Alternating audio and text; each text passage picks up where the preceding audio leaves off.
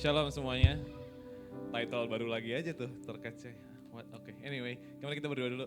Tuhan, terima kasih atas berkat-Mu, kami bersyukur Tuhan Engkau mengizinkan kami lagi Tuhan untuk bisa bertemu lagi dengan saudara-saudara seiman kami. Kami bisa bangun pagi hari ini Tuhan, sungguh sebuah berkat yang sering kali kami abaikan, tapi kami sungguh bersyukur Tuhan kalau hari ini kami bisa bertemu lagi dengan Engkau, bisa memuji dan menyembah nama-Mu. Kami ingin menyiapkan hati kami Tuhan, biarlah Engkau yang gemburkan hati kami, supaya setiap benih firman yang ditaburkan ke dalam hati kami bisa terima dengan baik, dan benih itu bisa bertumbuh menjadi pohon dengan buah yang banyak dan dinikmati oleh orang-orang di sekitar kami. Terima kasih Tuhan atas kasih kebaikan dan penyertaan-Mu, semuanya sudah siap mendengarkan firman Tuhan, sama-sama katakan, amin. Silakan duduk semuanya, boleh duduk. Alright, thank you semuanya sudah datang di FLCC hari ini. Wow, it's a full packed. Oke. Selamat datang di series Home. Masih ada yang ingat Home ini tentang apa? Jawabannya lumayan gampang buat yang nggak tahu. Iya betul, tentang rumah, nggak salah. Tapi ada sebuah tema dari series Home ini. Minggu lalu Elisa membahas tentang apa? Minggu lalu jadi di series Home ini kita akan membahas tentang family atau mungkin keluarga ya. Kalau arti secara harfiahnya ya tentu saja benar, ini tentang rumah. Sebelum mulai sebenarnya gue mau kasih tahu dulu, gue cukup bingung waktu gue ditunjuk menjadi pembicara di sharing hari ini gitu ya. Karena again ini temanya tentang family, temanya tentang tentang home gitu ya, tentang keluarga. Gue cukup aneh karena keluarga di rumah gue itu lebih banyak anomalinya daripada kenormalannya gitu ya. Kenapa gue bisa bilang kayak gitu? Gue bisa kasih contoh yang sangat sederhana. Di sini siapa yang anak tunggal? Ada yang anak tunggal? Ada anak tunggal beberapa ya, beberapa ada anak tunggal. Oke, ada yang dua bersaudara? Oke, lumayan banyak, dua bersaudara. Ada yang tiga bersaudara sekarang, coba. Oke, tiga bersaudara, mau lebih sedikit lagi. Ada yang empat bersaudara. Oke, semakin dikit lagi, tapi masih ada beberapa ya. Oke, ada yang lima bersaudara. Udah nggak ada kan? Udah nggak ada yang lima bersaudara. Oke, ada lima bersaudara. Oke, ada, congrats. Tapi semakin sedikit ya, cuma satu mungkin. Ada lagi yang lima bersaudara selain, siapa namanya tadi? Jess, ya selain Jess ada lagi? Nggak ada ya, cuma satu dong berarti ya. Gue gak kedengeran tuh namanya siapa-siapa, bener kan Jess? Bener ya? Bukan. Siapa tadi? Kezi ya, oke. Kez maksud gue tadi, maaf. Oke, jadi nggak ada lagi ya? Oke, lima udah nggak ada. Lima, satu, udah abis itu udah nggak ada lagi ya. Ada yang enam coba. Oke, udah nggak ada, right? Inilah kenapa gue bilang keluarga gue itu anomali. Gue anak kedua dari 7 bersaudara. Like no one, ya oke. It didn't need an applause, Tore. Yeah, but intinya adalah it's a very what? I didn't press it. Who pressed it? Oke, no, never mind. Ya, tapi intinya adalah yang mau gue sampaikan itu kayak oke, ini sebuah hal yang tidak seperti pada umumnya. Karena seperti yang kita lihat pada umumnya paling anak cuma satu, dua, tiga gitu ya. Atau mungkin kan anak empat. Empat dan lima itu sepertinya udah lumayan rare gitu kan. Dan gue 7 bersaudara. Anomali yang pertama ya kan. Anomali yang kedua, gue anak kedua dari 7 bersaudara. Itu yang kandung. Jadi ada yang tiri. Kalau ada yang kandung biasanya ada yang tiri. Ada lagi adik gue yang paling kecil itu tiri by the way. Jadi kalau saudara gue, oh no, where, oh okay. Sorry. Kalau ada yang tiri, ya kan, berarti tandanya gue punya orang tua yang tiri juga, betul kan?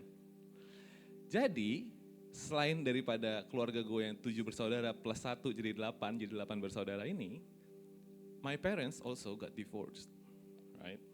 And when my parents get divorced, waktu orang tua gue berpisah, I stay with my father, and then my father got remarried. Right? And when di saat dia married this woman yang sekarang adalah my mother, sudah punya anak. So, gue anak kedua dari 8 bersaudara sekarang. More anomalies, right?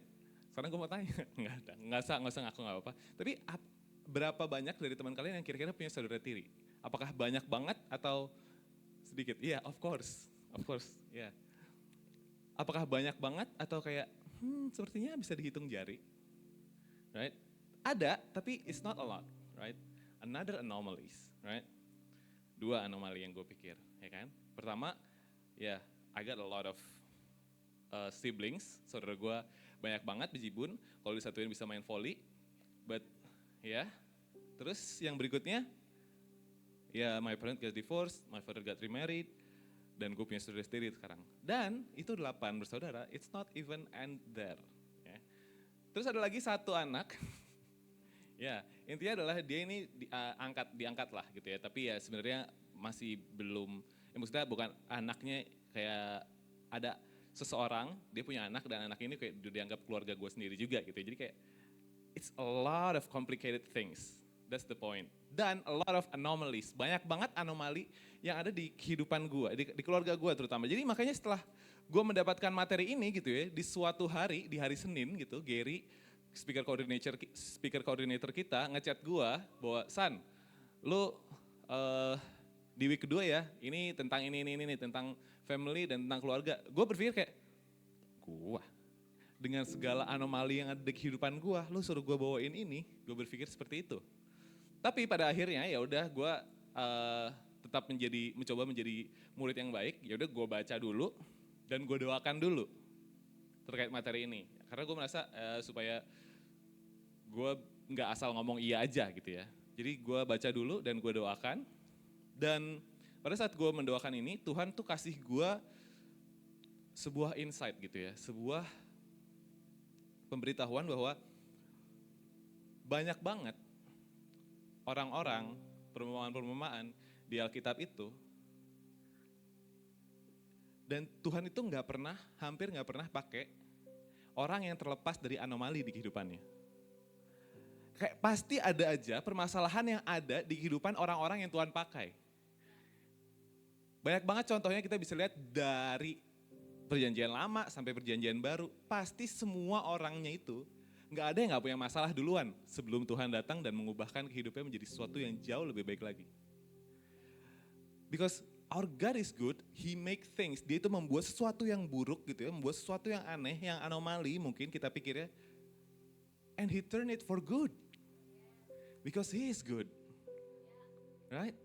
Dia bisa mengubahkan sebuah hal yang kita mungkin berpikir bahwa aduh, seperti ini hal-hal ini tidak sesuai gitu ya di kehidupan gue.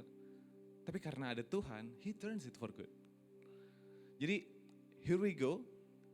Dan gue merasa bahwa pada saat gue dikirimkan seperti ini, ya udah, oke, I want God to make this thing, untuk membuat anomali yang ada di kehidupan gue ini, itu menjadi hal yang baik.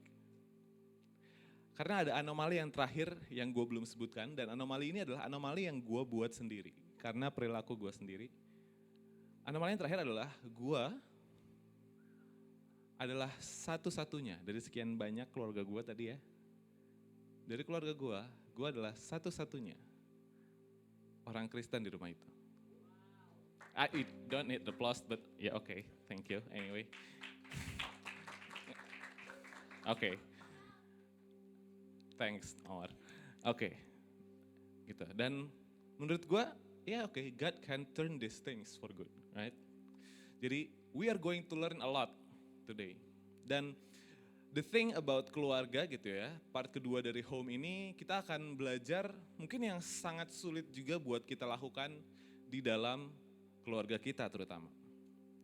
Seperti minggu lalu gitu ya, Elisa tuh ada kata-kata yang menurut gue itu cukup memukul gue. Kayak dia tuh bilang seperti ini, verbatim. Kenapa ya kita sangat mudah untuk memaafkan orang-orang di sekitar kita, teman-teman kita. Tapi kita sangat sulit memaafkan kalau keluarga kita yang menyakiti kita. Kalau keluarga kita yang melakukan itu tuh rasanya kayak berbeda banget. Dan rasanya lebih susah untuk memaafkan kalau orang yang menyakiti kita itu sendiri adalah keluarga kita. Rasanya sulit banget kalau kita mau memaafkan keluarga kita sendiri. Karena apa? Ini ada jurnal psikologinya by the way. The closer you are to someone gitu ya, semakin kita dekat dengan orang, akan semakin sulit kita memaafkan dia karena the pain will be much deeper. Rasa sakitnya itu akan lebih dalam. Dan kalau kita yang disakiti sebagai seorang Kristen gitu ya, sebagai pengikut Kristus, pada saat ini terjadi dengan kita, apa yang kita bisa lakukan? Selayaknya pengikut Kristus yang baik gitu ya, selayaknya orang-orang Kristen, tentu yang harus kita lakukan adalah we need to forgive. Ini adalah sebagai value kekristenan yang utama, bahwa kita seharusnya memaafkan orang-orang yang di sekitar kita, termasuk keluarga kita, meskipun itu menyakiti kita dengan sangat. Tapi sekarang permasalahannya adalah kalau kita mau memaafkan, but what if it's hard? Bagaimana kalau itu ternyata susah banget untuk kita lakukan? Bagaimana kalau ternyata kita tuh susah banget memaafkan orang? What should we do when forgiving is hard to do? Mungkin keluarga kalian menyakiti kalian, mungkin keluarga kalian ada yang mengecewakan kalian, atau mungkin kalian melihat bahwa keluarga kalian itu seharusnya seperti ini, mengambil keputusan A, tapi dia malah mengambil keputusan B yang merugikan kalian justru. Atau mungkin sebaliknya, dia mengutamakan orang lain dibandingkan kalian. Atau mungkin kalian dikucilkan oleh keluarga kalian, atau mungkin kalian justru diabaikan sama keluarga kalian. Dan mungkin kalian berpikir bahwa masa gue harus maafin juga yang kayak gitu? Gak fair dong. Masa gue udah tersakiti, dianya masih biasa aja, dia bahkan gak merasa bersalah sama sekali. Gak fair. Dan kebanyakan dari kita mungkin stuck dengan ekspektasi tersebut. Di saat mereka menyakiti kita, kita berpikir bahwa gue baru bisa pulih dari rasa sakit ini kalau papa gue minta maaf sama gue. Gue baru bisa pulih dari rasa sakit ini kalau adik gue minta maaf sama gue. Kalau dia minta maaf ke gue, baru gue bisa pulih. Setelah mereka berubah, setelah mereka melakukan A, setelah mereka melakukan B, setelah mereka melakukan C, baru gue bisa pulih. Gue gak mau sampai mereka gak mendapatkan ganjarannya sebelum gue pulih dan memaafkan mereka. Secara tidak sadar, mungkin kita berpikir seperti itu. Bahwa closure gitu ya, atau keutuhan itu datangnya dari luar. Dan akhirnya kita justru karena itu gak datang-datang gitu ya, momen itu tuh gak datang-datang, akhirnya kita jadi kepahitan sampai kita gak mau gitu ya pulih dari permasalahan ini, kita jadi gak enak buat ngelakuin apapun karena kita masih tersakiti. Dan kita jadi terperangkap di luka yang gak pernah kita sembuhin. Terlebih lagi gitu ya, kalau ternyata luka ini tuh ada pada orang tua kita. Dan terlebih parah lagi kalau ternyata orang tua kita already not in the same life as us. Mungkin bisa aja sudah passed away atau something else, tapi kita masih punya luka itu. Semakin tidak bisa pulih karena dia sudah tidak mungkin lagi ngomong hal yang kita inginkan. Dan sebelum kita semakin dalam dan semakin stuck ke permasalahan itu, gue pengen kasih sebuah contoh dari orang yang rejected di kehidupannya dari keluarganya. Tapi dia bisa menuliskan sesuatu yang sangat-sangat luar biasa di hal yang dia tulis. Jadi gue mau kasih konteks dulu, bahwa dulu gitu ya ada seorang raja, dan raja ini tidak berasal dari keluarga yang baik karena dia ditolak bahkan sama keluarganya sendiri. Tapi akhirnya dia tetap jadi raja dan dia bisa menuliskan satu hal yang sangat-sangat luar biasa. Orang ini bernama Daud dan gue pengen kita flashback dulu ke awal cerita dari Daud. Awal Daud itu adalah dia itu awalnya dia itu ditunjuk untuk menjadi penggantinya Saul. Jadi pada saat itu Saul itu mendukakan hatinya Tuhan intinya, dan setelah dia mendukakan hatinya Tuhan, Samuel yang mana adalah nabi pada zaman itu yang mengurapi dia itu sedih banget sampai akhirnya dia sedih dan Tuhan berbicara sama dia, kamu harus urapin untuk yang menjadi raja berikutnya. Habis itu barulah dia pergi ke Bethlehem di mana di sana ada Jesse, itu dalam bahasa Indonesianya Isai gitu ya. Dan di situ sudah dibilang sama Tuhan, I have chosen one of his sons to be king. Take notes at that. I have chosen one of his son. Dia sudah memilih salah satu dari anaknya Jesse, Isai. gitu ya. Dan setelah itu, gue pengen kasih tahu dulu bahwa dia di sini ngasih taunya one of his son, yang dibilang anaknya Jesse. Dan ini adalah Daud, kita semua sudah tahu itu mungkin. Apakah Tuhan kira-kira pada saat itu udah tahu belum dia itu bakal mengurapi Daud? Udah tahu belum kira-kira menurut kalian? Dia itu bakal mengurapi Daud? Tahu. Tapi dia bilang apa? Dia bilang di sini anaknya si Jesse, anaknya si Isai. Singkat cerita gitu ya, akhirnya sampailah si Samuel ini masuk ke Bethlehem dan ke rumahnya Isai. Dan karena di situ waktu itu pada paranoid gitu ya, Isai pas Samuel datang, dia nanya, "Oi, lu are you come in peace? Lu datang dalam kedamaian atau enggak?" gitu. Terus dibalas lah sama si Samuel, "Yes, in peace. I come in peace." Itu intinya ya. Dan pada akhirnya dikasih tau lah ceritanya, gue akan menguduskan lu dan anak-anak lu, gue pengen ngurapin anak lu nih. Dan akhirnya Isai bilang, si Samuel bilang, Isai dan anak-anaknya diundang untuk ke upacara pengorbanan. Notes bahwa Isai dan anak-anaknya diundang. Dia dibilangnya Isai dan anak-anaknya, nggak ada tuh kriterianya Isai dan anaknya yang kira-kira cocok jadi raja, nggak ada. Dia bilang Isai dan anak-anaknya. Datanglah satu-satu, Eliab, terus ada lagi yang berikutnya, dan lain. Ternyata nggak ada yang cocok. Nah, gimana nih? Tuhan bilang ke anaknya Isai, ini udah gue di rumah Isai, ini satu-satu semuanya udah gue datangin, nggak ada. Kok bisa? Katanya anaknya Isai. Sampai akhirnya Samuel bertanya seperti ini kepada Isai. So he asked Jesse, "Are these all the sons you have?" Dia bilang, "There is still the youngest." Bayangkan bahwa dia itu mintanya anaknya Isai. Dia mintanya ini anaknya Isai. Dan Isai udah bawa tuh semuanya. Dia gak bilang ke Isai, "Isai kira-kira Isai nih gue butuh orang yang buat jadi raja." Ya kan? Enggak, dia bilang bawa anak-anak lu doang. Dia gak bilang anak lu kira-kira yang cocok jadi raja. Enggak, dia bawa semua anak-anak lu yang pria. Sons. Tapi Isai enggak membawa satu anak.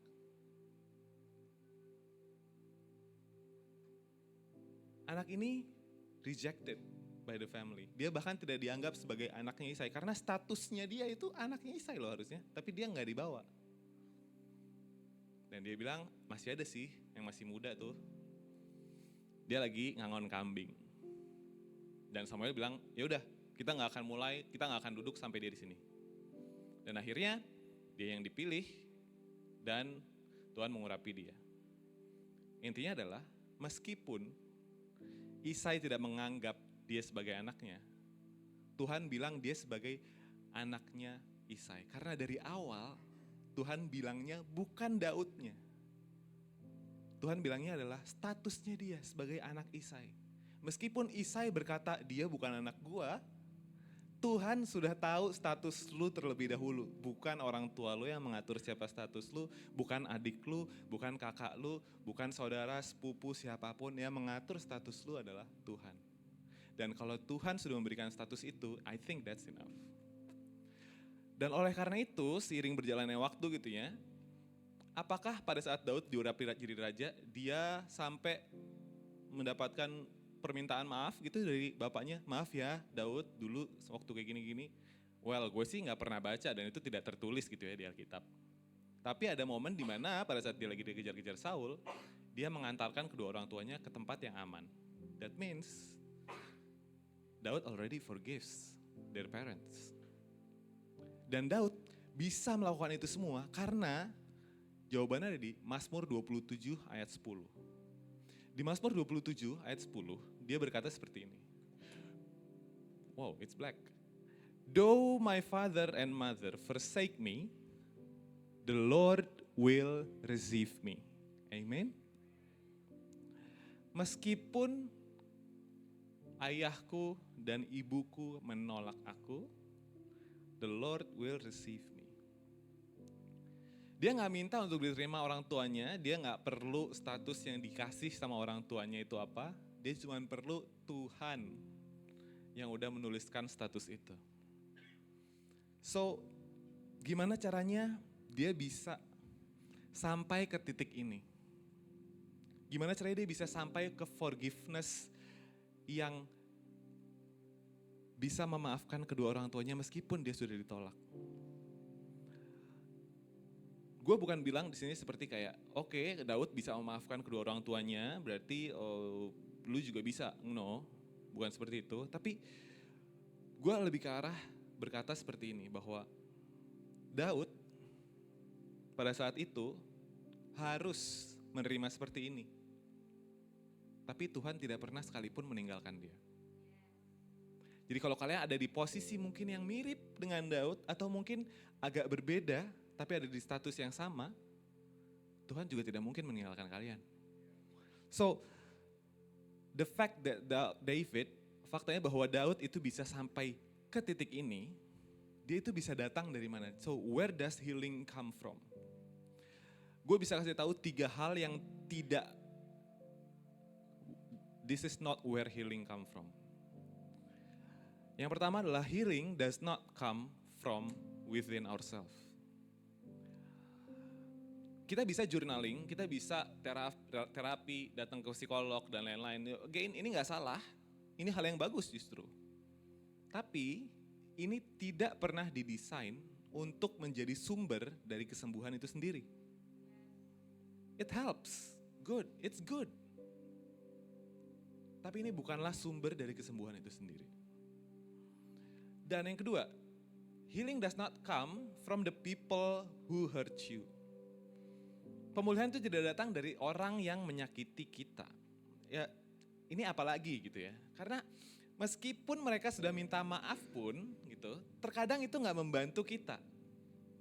Terkadang kita berpikir, oke, lu minta maaf, tapi lu tahu gak betapa sakitnya gue? Kita masih harus unleash all of our wrath, masih harus unleash, lo harus tahu kenapa lo menyakiti lo harus tahu kenapa gue melakukan ini, dan seterusnya. It does not end there.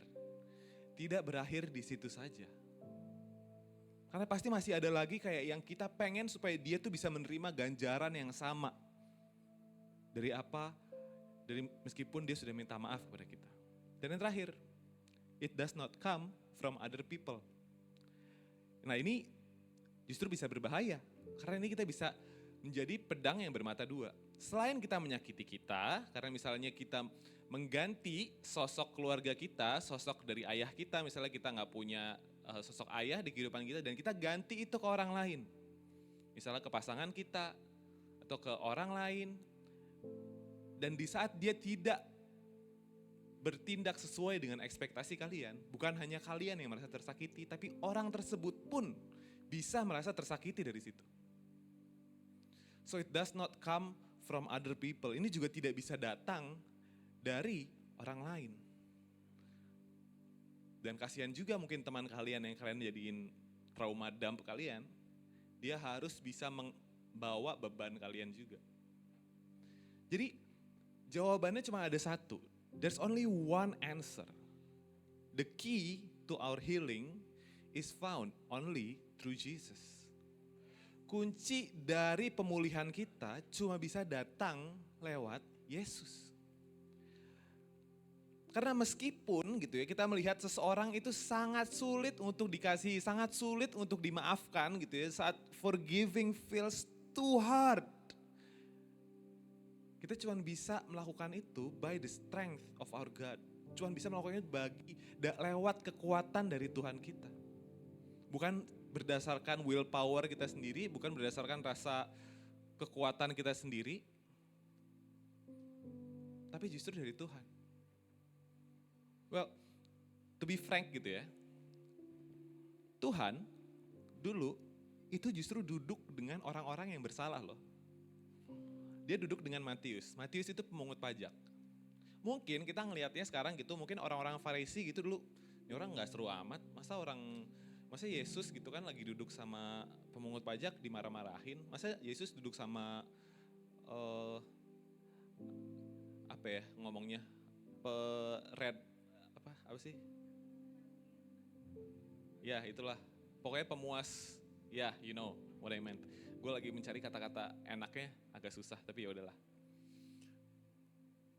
Masa Yesus duduk sama orang-orang mesum, right?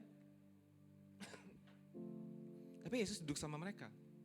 Kita mungkin sekarang ngeliatnya kayak wow berarti Yesus very inclusive ya. Dia mungkin sangat accepting people ya. Tapi coba kita bayangkan orang yang kita gak suka, orang yang udah menyakiti kita. Dan bayangkan orang itu duduk sama Yesus. Apakah kita tidak akan berpikir bahwa Tuhan kok lo duduk sama dia sih? Dia nyakitin gue loh. Gue setiap hari Tuhan memuji menyembah lo. Kok lo bisa-bisanya duduk sama orang yang nyakitin gue? Dia tuh ngasih luka lo ke gue Tuhan. Kok lo duduk sama dia? Because that's what I felt. Itu yang gue rasakan. Gue merasa bahwa gue udah setiap hari nih Tuhan sama lu, tapi kok dia yang nyakitin gue malah lu juga ada di dia sih. Sepertinya tidak adil. Well, sadly, that's what forgiveness is. Terus gimana coba caranya? Kan gue udah disakitin nih ya. Terus ya udah gitu, gue cuman bisa serahin aja gitu ke Tuhan dan ya udah gue pasti akan free sama perasaan-perasaan itu. Well, yes and no. You see, there's a form of forgiveness. Ada bentuk-bentuk dari pengampunan. Dan beberapa form ini kita bisa lihat dari suratnya Paulus yang ditulis untuk jemaat Efesus. Di sini ditulis bahwa let all bitterness, wrath, anger, clamor, and slander be put away from you. Along with all malice, be kind to one another, tender-hearted, forgiving one another, as God in Christ forgave you.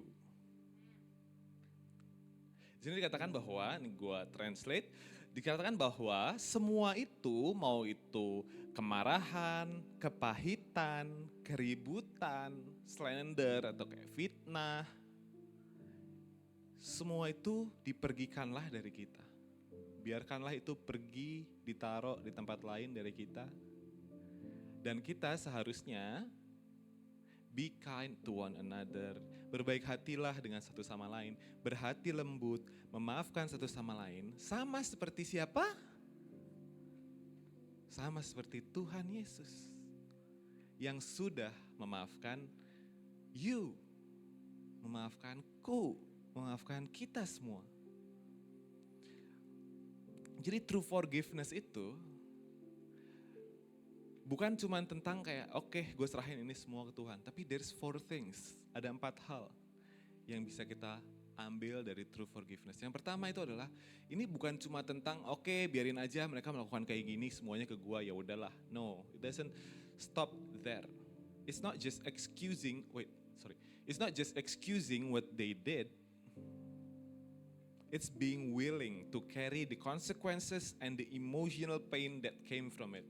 Dan that starts from awareness and acceptance, not denial. Intinya maksudnya yang mau gue sampaikan apa? Hal itu berarti kita juga bisa mau nih menanggung konsekuensinya. Menanggung rasa sakit emosinya yang udah ditimbulkan karena dia melakukan hal itu. Dan semua itu bermula dari pada saat kita sadar, oh iya, oke. Pada saat kita menerima, oh iya, oke. Gue sudah dilakukan seperti ini pada dia. Dan bukan pada saat kita menyangkal justru, mendinai justru. Dan berikutnya, it releases the person from the debt their wrongdoing created. Kita melepaskan itu semua bahwa kalau dia udah menyakiti kita, kita seolah-olah berpikir kayak oke, gue harus payback, gue harus memberikan sesuatu hal yang sama rasa sakitnya supaya dia juga bisa ngerasain apa yang gue rasain. Oke, dia melakukan ini seperti gue, oke lihat aja nanti gue akan lakuin ini ke dia. Karena kita nggak tahu sampai kapan debt itu akan lunas. Terkadang mungkin kita udah mikir, oke kalau lu giniin gue akan pukul lu 20 kali. Pada saat kita pukul dia 20 kali, belum puas. Kita pukul dia 20 kali lagi. Dan ini akan terus menggulung sampai kita akhirnya membenci orang tersebut dan banyak banget yang kita lakukan kepada dia. Karena payback itu tidak akan bisa memuaskan kita. Tapi justru kita harus release the other person from their debt. Kita release dari hutang yang telah dia lakukan kepada kita. Dan yang berikutnya, it's a decision to not to keep holding to what they did. Maksudnya adalah apa? Kita biasanya pada saat seseorang gitu ya, kita melakukan argumen gitu ya, terutama di keluarga. Pada saat kita ada argumen gitu di keluarga kita, seringkali pada saat udah selesai itu ya, besokannya mungkin atau sorenya pada saat gue pergi kemana, argumen itu ada lagi di kepala gue dan gue langsung berpikir, coba aja waktu itu gue ngomongnya ini, kalau gue ngomong ini pasti gue menang tuh sama argumen itu. Coba aja gue harusnya kayak gini tuh ya, kalau gue ngomong kayak gini pasti dia tuh akan, gue akan own banget tuh conversation itu. Dan kita terus berpegang terhadap conversation itu. Gua bisa jadi conversation itu berjalan terus berbulan-bulan. Dan gua terus berada di conversation itu tanpa gue menyadari apa yang terjadi sekarang. But it's the decision to not keep holding on to that. Saat kita sudah bisa hilang gitu ya dari tempat itu, ya udah. That's the decision of forgiveness. Itu adalah keputusan kita untuk tidak tetap memegang apa yang mereka lakukan. Bukan untuk di-replay gitu ya, untuk kita masukin katalog dan kita lihat, nih lu pernah melakukan ini dan lain-lain dan lain-lain dan lain-lain. Dan yang terakhir, the most important part, it's trusting that God is at work for our good. Dan tidak berhenti di situ, for theirs too, juga untuk dia, juga untuk mereka yang menyakiti kita. Setelah ini semua terjadi, ya, setelah kita melakukan semua ini, apakah nih setelah kita melakukan 4 ini, kita sudah mengalami 4 ini, apakah kita akan kita akhirnya lolos dari dendam dan kita tidak akan tersakiti lagi dengan apa yang sudah dilakukan? Well, turns out it's not. Sadly it's not. Believe me, percayalah kepada gua, it will return. Perasaan itu pasti akan kembali lagi. Perasaan itu pasti akan datang lagi menghantui kita. Tapi kembali lagi seperti ayat yang tadi kita lihat. Pada saat itu kembali lagi, sama seperti Tuhan yang selalu memaafkan kita, kita juga harus selalu mengampuni. Karena forgiveness atau pengampunan itu bukan one time event. Forgiveness itu juga bukan quick time event. It's not fast. It doesn't happen snap. Oke, gue mengampuni. Enggak, itu tidak bekerja seperti itu. But it will come back. It will return. Dan pada saat itu kembali, kita juga harus tahu bahwa we will forgive. Jadi, what I'm trying to say, yang gue ingin katakan di sini adalah forgiveness itu bisa datang dan bisa pergi. Dan pada saat itu pergi, we need to bring it back. Karena forgiveness is not just a feeling or a one-time release. It is a decision you get to choose every day. Itu adalah decision, itu adalah keputusan yang kita harus lakukan setiap hari. Sebenarnya ada satu ayat lagi yang menurut gue sering baca gitu ya di saat gue mau memaafkan orang lain. Ini ayatnya di ayat Kolose 3 ayat 13. Gue gak ada tulis di depan. Tapi intinya adalah sebenarnya enak baca dari 12 gitu ya. Karena kita dibilang kita adalah orang-orang pilihannya Allah yang dikuduskan dan dikasihi. Kenakanlah belas kasihan, kemurahan hati, kerendahan hati, kelemah lembutan dan kesabaran. Itu ayat 12. Dan ayat 13-nya seperti ini. Sabarlah kamu seorang terhadap yang lain. Dan ampunilah seorang akan yang lain apabila seorang menaruh dendam terhadap yang lain. Sama seperti Tuhan telah mengampuni kamu, kamu juga berbuatlah demikian. Kamu berbuat jugalah demikian. Yang mau gue baca di sini adalah versi NIV-nya, dan waktu gue baca ini tuh gue benar-benar kayak, alright. Karena di ayat 13 dibaca seperti ini di NIV. Bear with each other and forgive one another. Bear with me. Terkadang di saat kita ngomong sama orang gitu ya, udah ada duluan tuh ekspektasinya Tuhan tuh udah ngasih dulu. Well, you need to bear with each other. Kalau kita disuruh untuk bear with each other, tandanya apakah pasti akan ada argumen? Pasti. Apakah pasti akan ada rasa sakit? Pasti. But we've been told, tapi kita sudah disuruh untuk bear with each other. Jadi argumen itu pasti terjadi, rasa sakit itu pasti terjadi. Tapi justru karena itulah kita harus saling mengampuni. Dan bukan hanya sekali saja, Tapi secara terus menerus. Kalian tahu lagu yang tadi dinyanyiin? Kayak, sedalamnya hatiku kau pun tahu. Itu, that song, it came to me in a really bad time. Di saat gue mau mengampuni orang ini, gue udah berpikir, gue udah ngomong ke Tuhan, gue udah mau ampuni orang ini. Tapi, hey, sedalamnya hatiku, sedalamnya hatimu, He knows. He knows that you haven't forgiven him. Dia tahu bahwa lu belum memaafkan orang itu. Dia tahu kok bahwa masih ada rasa sakit tuh yang tersisa di hati lu. He knows. It's like God knows. You haven't forgive someone fully. He knows. So, we need to know that memaafkan itu bukan berarti kayak harus ada rekonsiliasinya, harus ada pemulihan. Ya, well, ada. Tapi ini bukan sekedar perasaan, bukan sekedar kayak oke, gue udah memaafkan. Tapi kita harus terus menerus mengulangi ini. Caranya gimana? Ada 3 cara yang mudah. Yang pertama, kita coba tulis rasa sakit yang kita pernah alamin dari orang lain gitu ya. Yang kita pengen orang lain harus melakukan apa dulu supaya kita bisa benerin.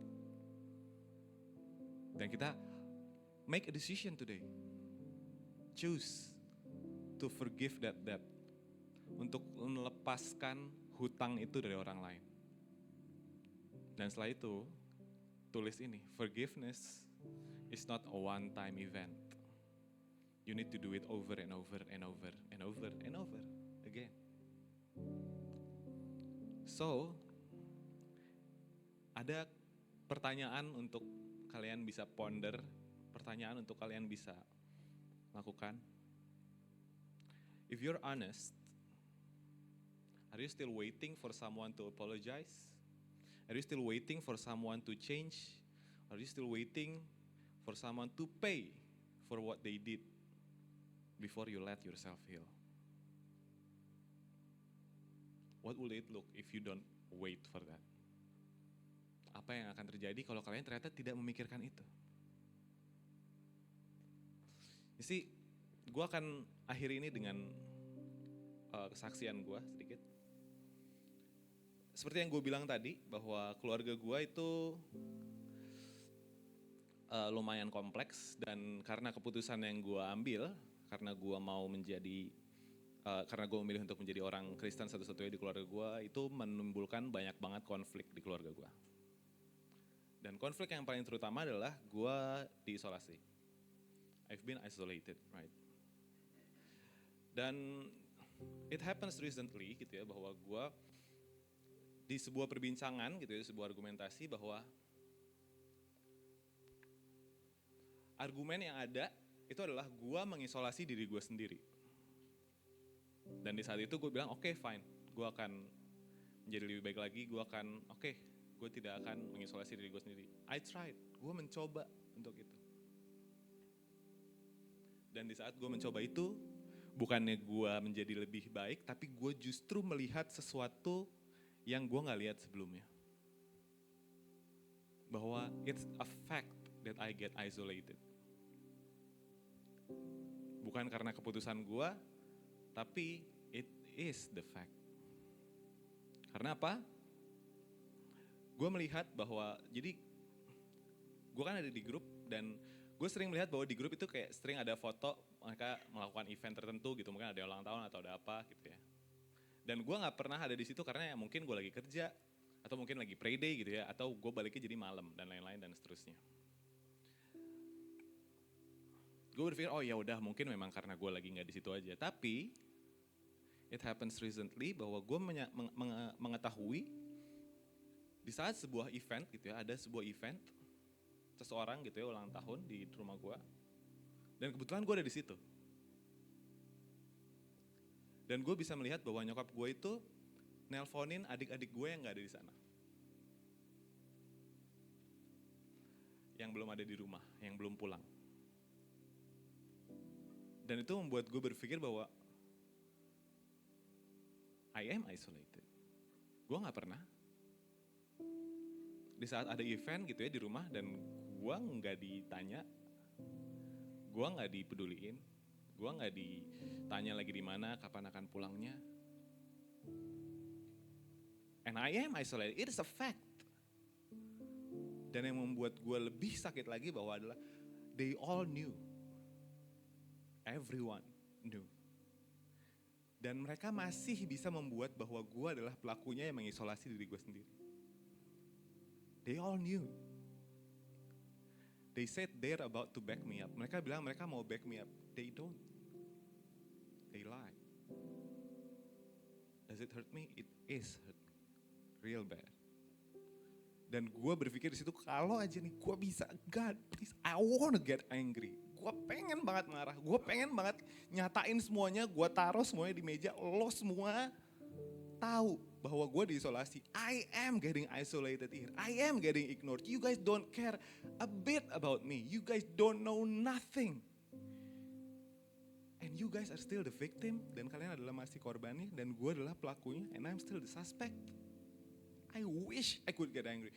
I wish I could lash it all out on them. I wish I could do that. I want to do it real bad. Because it hurts so bad.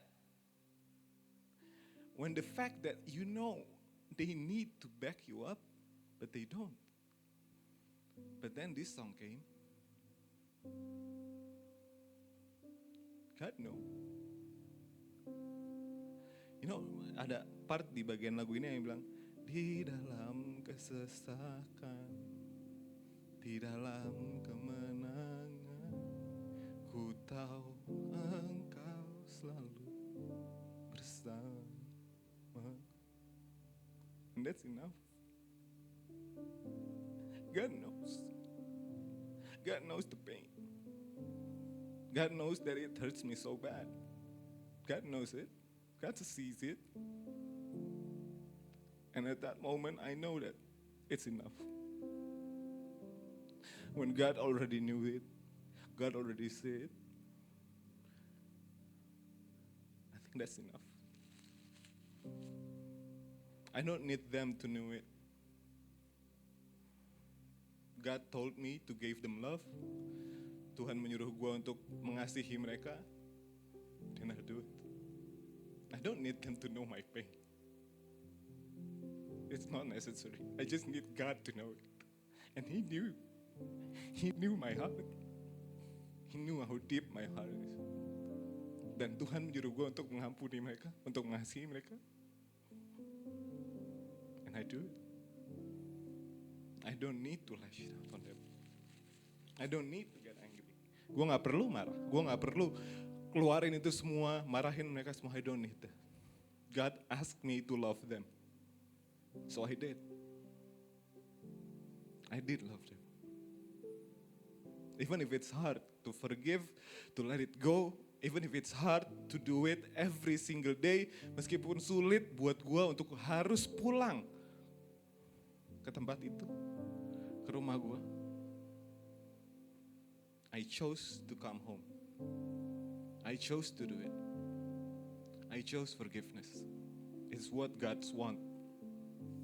God wants me to love, so I do. God wants me to love one another, so I do it.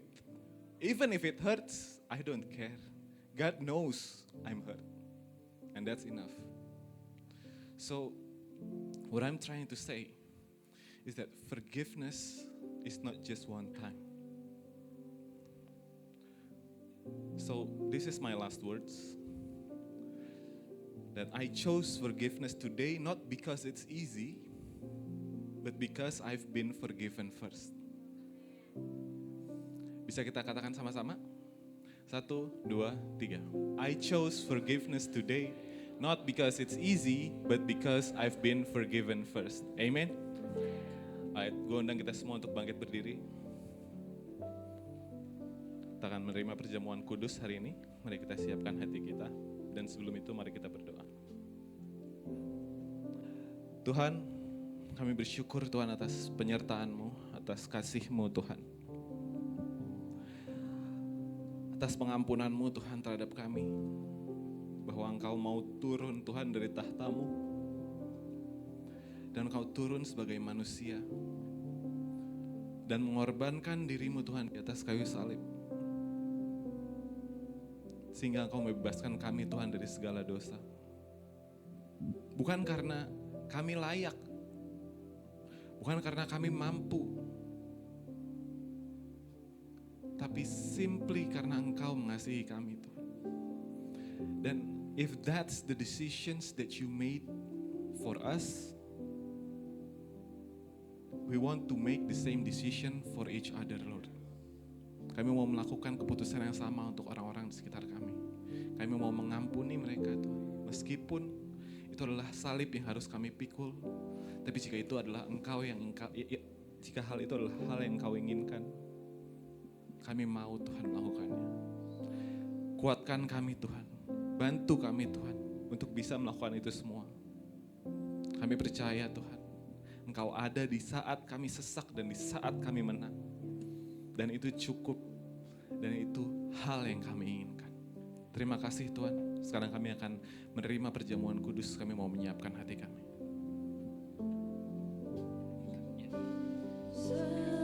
Sedalangnya hatiku kau pun tahu,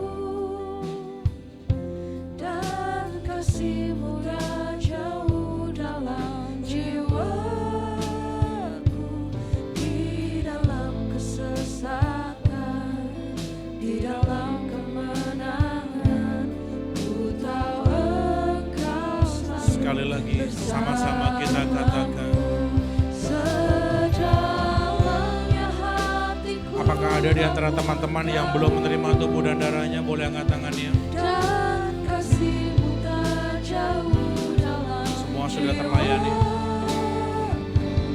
Di dalam kesesakan, di dalam kemenangan, ku tahu Engkau selalu bersamaku.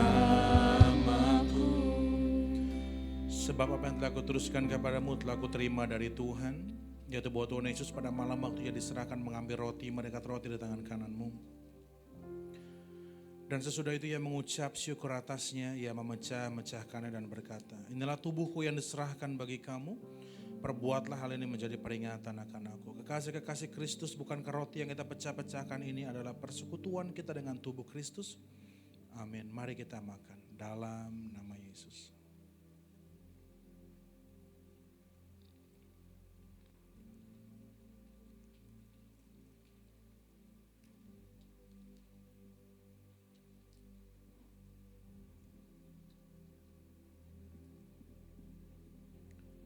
Pada cawan di tangan kananmu. Demikian juga yang mengambil cawan sesudah makan lalu berkata, cawan ini adalah perjanjian baru yang dimeteraikan oleh darahku. Perbuatlah ini setiap kali kamu meminumnya sebagai peringatan akan aku. Bukankah cawan pengucapan syukur yang atasnya kita ucapkan syukur ini adalah mempersekutuan kita dengan darah Kristus? Mari kita minum dalam nama Yesus.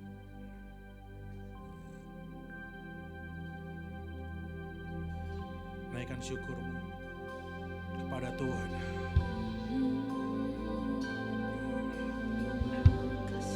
Atas semua kebaikan yang sudah Dia berikan. Sadar gak sadar, lihat gak lihat, Tuhan bekerja dalam hidupmu.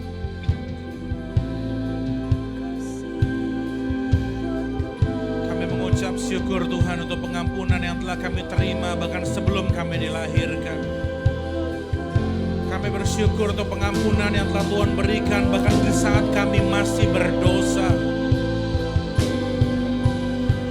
Kami bersyukur untuk pengampunan yang Kau berikan meskipun kami belum mengenal Engkau sebagai Tuhan dan Juru Selamat. Karena pengampunan yang Kau berikan memberikan kekuatan kepada setiap kami hari ini, bahwa setiap luka yang pernah kami terima di telinga kami, di mata kami, di hati kami, hari ini kami bisa berkata di dalam nama Yesus, tidak ada luka yang bertahan dalam tubuh kami.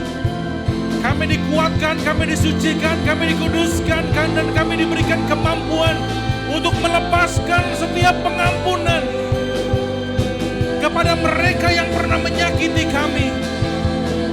Terima kasih Tuhan untuk teladan-Mu yang begitu besar. Terima kasih Tuhan untuk menjadi 100% manusia. Sehingga kami tidak berkata itu kan Tuhan, kami manusia. Tetapi Yesus yang kami sembah, Engkau memilih untuk melepaskan pengampunan. Dan kalau Yesus bisa, maka kami pun bisa bersama dengan Tuhan. Uralabata kadiara labanaya syamba rakadiara labanaya syanda rakadiara labanaya syanda. Kadiara labanaya syamba rakadiara labanaya syanda dede kadiara labanaya syamba. Jesus, banyak bicara sama kami Tuhan. Banyak arahkan kami Tuhan. Kami gak mau dosa kami gak mau sakit hati kami menghalangi Tuhan bicara sama kami. Roh Kudus aktif dalam hidup kami. Berikan kami arahan, berikan kami kekuatan, berikan kami dukungan. Sehingga sejak kami muda kami terbiasa jalan sama Tuhan. Kami terbiasa mengampuni orang lain. Kami terbiasa Tuhan berjalan dipimpin oleh Tuhan. Urakadia muralabanaya syamba rakadia ralabata kadia ralabodaya syanda.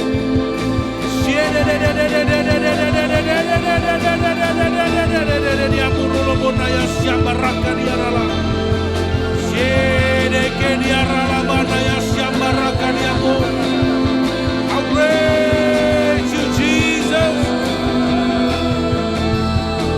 Oh syamba rakadia ralabata kadia murala. Kami mengucap syukur Tuhan untuk kebenaran firman-Mu yang telah disampaikan siang hari ini. Kami memberkati Ihsan secara khusus. Tuhan pakai dia melebihi ekspektasinya. Dan kami berdoa terima kasih Tuhan kalau ada satu orang yang memilih untuk mengampuni di tengah-tengah keluarganya. Karena itu kami berdoa, kami mengaktifkan pelayanan malaikat-Mu Tuhan untuk rumah di mana dia tinggal. Biar damai sejahtera Allah ada atas rumahnya. Sehingga setiap keluarga bisa menikmati melalui keberadaan Ihsan di sana. Kasih Kristus akan nyata di rumahnya. Dan kami berdoa Tuhan, kalau satu orang diselamatkan, maka seisi rumah akan diselamatkan. Kami akan melihat bagaimana tangan-Mu bekerja dalam keluarganya. Kami juga memberkati Tuhan keluarga kami. Terima kasih untuk keluarga, untuk orang tua, untuk siblings kami. Kami memberkati orang tua kami, pekerjaan mereka, biarlah mereka boleh dapat promosi multiplikasi. Kami memberkati pernikahan orang tua kami, semakin kudus berkenan di hadapan Tuhan. Kami berdoa pernikahan mereka pernikahan yang harmonis, yang dijaga dibela Tuhan. Kami berdoa Tuhan supaya setiap kami yang masih sekolah, yang masih kuliah, gak ada yang putus sekolah Tuhan. Kami boleh lulus dengan nilai yang terbaik. Kami boleh bekerja dengan semangat juang yang tidak pernah menyerah. Dan kami bisa menghasilkan jawaban yang dibutuhkan oleh teman-teman kami. Kami memberkati gereja di mana kami boleh bertumbuh Tuhan. Pakai gereja ini Tuhan menjadi rumah bagi setiap kami. Di mana setiap kami boleh mengalami perjumpaan lagi dan lagi dengan Tuhan. Berkati para small group leader yang mungkin kami gak tahu tapi mereka tetap mendoakan kami. Kami gak lihat tapi mereka memperhatikan kami. Kami memberkati mereka Tuhan. Biar setiap jari lelah mereka dilihat. Dan Tuhan yang akan membalas setiap kebaikan mereka. Berkati komunitas ini Tuhan. Berkati small group kami. Biar terjadi Tuhan. Saling menegur. Supaya terjadi Tuhan. Saling menghargai. Di tempat ini kami mau bertumbuh sebagai keluarga. Berkati komunitas FLCC Tuhan. Kami juga memberkati bangsa kami Tuhan. Oh Tuhan Yesus, bawa Indonesia ke dalam tangan-Mu. Biarlah Tuhan yang memimpin, presiden, wakil presiden, segala menteri Tuhan. MPR, DPR, bahkan sampai ke RT RW Tuhan. Kami berdoa hati-Mu ada pada mereka. Sehingga bangsa kami Tuhan boleh dibersihkan Tuhan dari korupsi, kolusi dan nepotisme. Kami akan melihat lapangan pekerjaan akan semakin banyak dibuka. Kami akan melihat Tuhan angka kriminalitas, narkotika Tuhan akan semakin berkurang. Anarkis akan semakin berkurang. Dan jadikan gereja menjadi jawaban di mana kami ditempatkan. Kami berdoa untuk Tangsel dan Banten, biarlah Tuhan perbesar influence kami. Di kampus, di marketplace, dimanapun kami berada. Kami gak cuma mau berdoa, kami mau berdampak sama Tuhan. Bersama dengan Tuhan kami mau menghasilkan hal-hal yang positif di tengah-tengah masyarakat. Terima kasih Tuhan, terus bicara sama setiap kami. Kami rindu Tuhan, sejak muda belajar berjalan bersama dengan Tuhan. Bapak, kalau hari ini kami sudah selesai, biarlah Tuhan yang terus berbicara kepada setiap kami, ingatkan kami, tegur kami.